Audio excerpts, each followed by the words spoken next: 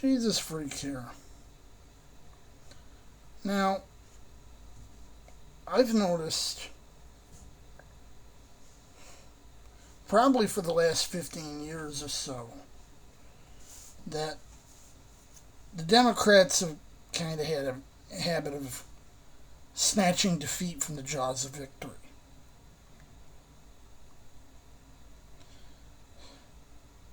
And it's like, hey, what's going on here? And I think a big reason is that in that time period, Republicans have, in the main, been very unified, and Democrats have been all over the place. We used to have a saying, trying to get Democrats to agree on anything is like herding cats.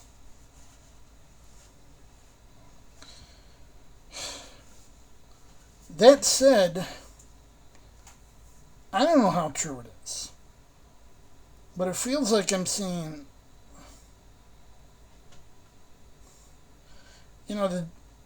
I tend to see the Republicans as, a lot of them are just, most of them seem to be the same. But as I've said in some comments, this may be parochiality. I was raised in that. That's the only Republicans I know.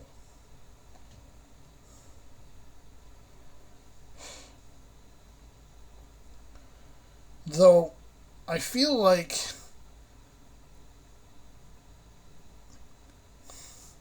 even when you exclude the outlier Republicans, and there have been a lot of them feel like, oh, I didn't leave the party left me, and I went and joined the Democrats type. Joe Walsh, not the musician, the politician Joe Walsh, that used to be hardcore MAGA, flipped and is now a Democrat.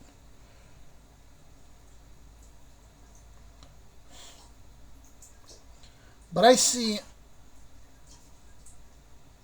three major contingents within MAGA, and they're all dealing with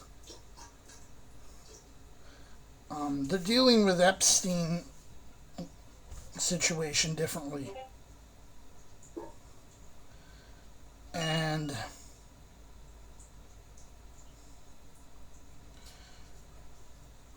the first group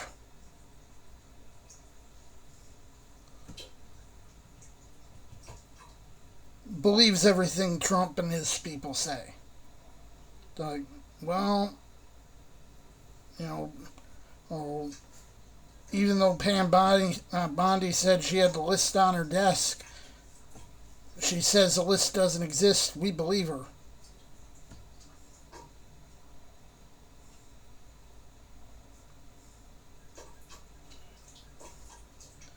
Then there's a second group, and this group is like, wait a sec, you promised. We only voted for you because we thought you were going to blow out all the three creepios in Washington. These are the types that brought you Pizzagate. Only this time they're on the track to an actual ring of three creepios. And frankly, I think it's probably going to be a pretty even split of Democrats and Republicans. And of, lefties and righties from other countries. These people probably actually consider turning on Trump.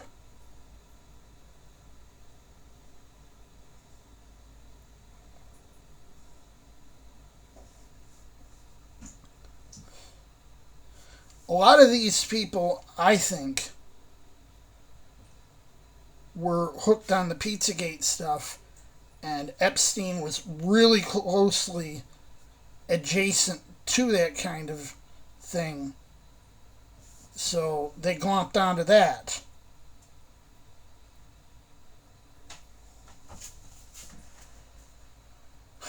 The third is actual three creepios. In several states, we've had politicians who go on, they're trying to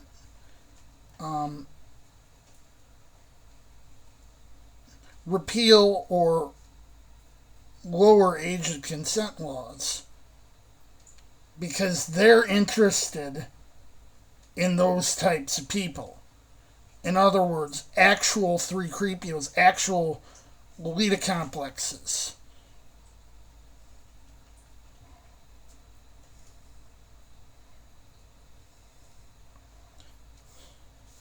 I said elsewhere, if someone's trying to lower or remove the age of consent, check their hard drives. They probably have CSAM on it.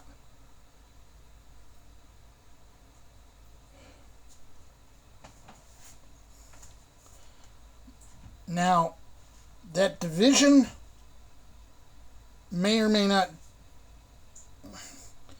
benefit the Democrats in the midterm elections next year. Also, the political turmoil brought on by the Trump tariff scheme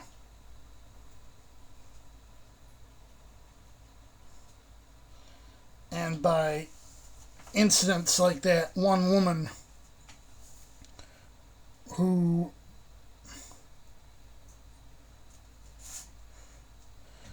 narked a Hyundai LG plant in Georgia off to ice. They went, grabbed a bunch of people who were legal, who were helping set things up. That's what they were there for. They were there to set up the factory. And South Korea had to come and rescue them. And now there's a good chance that Hyundai and LG might pull completely out of America.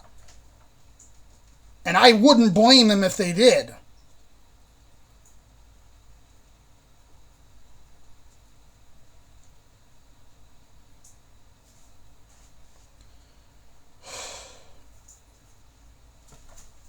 But seeing all this chaos going on, all this madness, and let's be frank, you got someone with clear signs of dementia and mental decline running the show.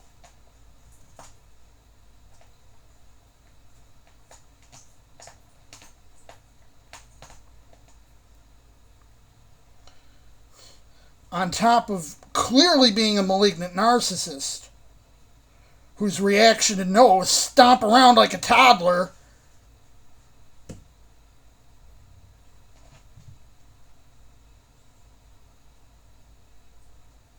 Like, you're in your 70s. What are you doing?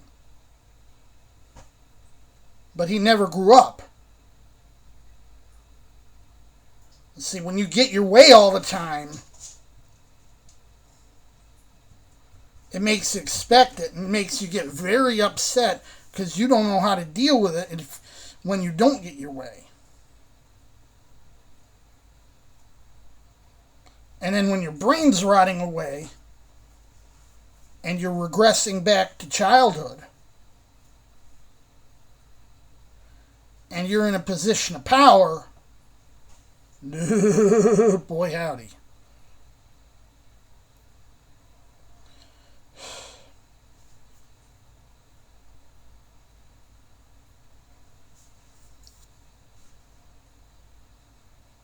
But none of this is going to guarantee anything for Democrats. Especially when you got,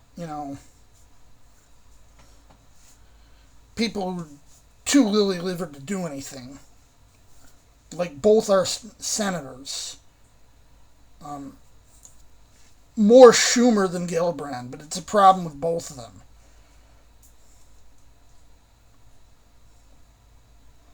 And someone else is like, why is it only the women of color seem to stand up for anything? Like, AOC, Jasmine Crockett, and them.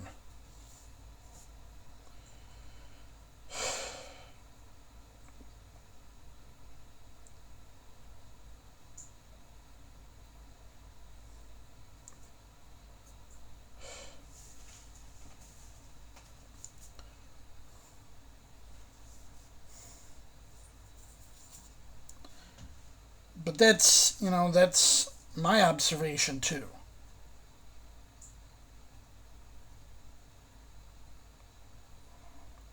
You look at the white people, you look at the dudes, and you see a lot of either I don't care or let me run this through my focus group, and then after or running it through 6, 7 focus groups, it's way too stale for anyone to care.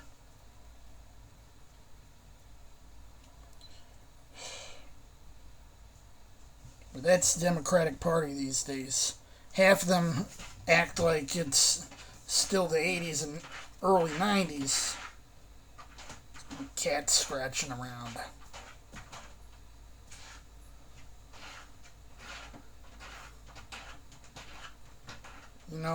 Politics have never been the same ever since Newt Gingrich had the speakership in the late 90s.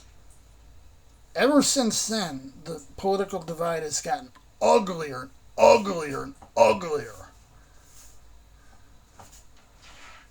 Nastier and nastier and nastier.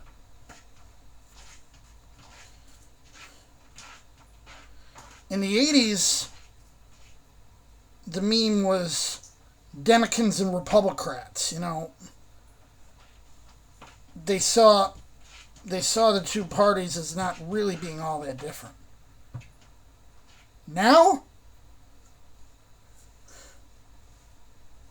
you see Republicans acting like the Democrats aren't even human beings.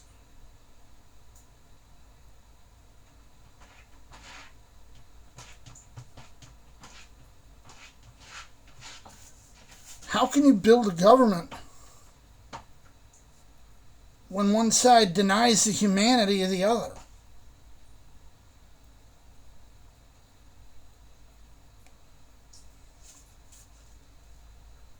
There's an imbalance here.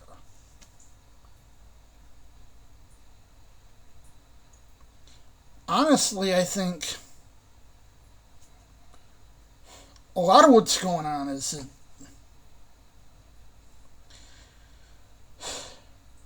people don't know anyone about the other sides. All they have to go by. I admit this is a problem I myself have. All we have to really go by about the other side is stereotypes.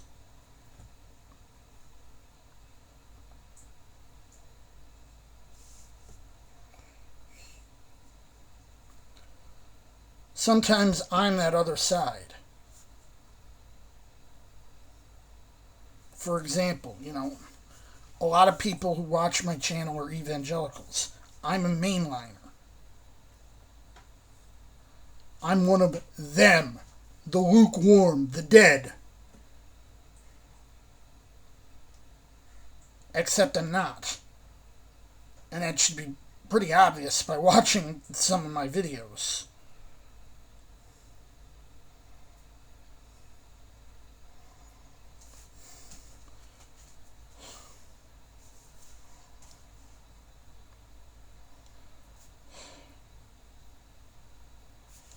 But then I'm not really known for fitting in very well anywhere.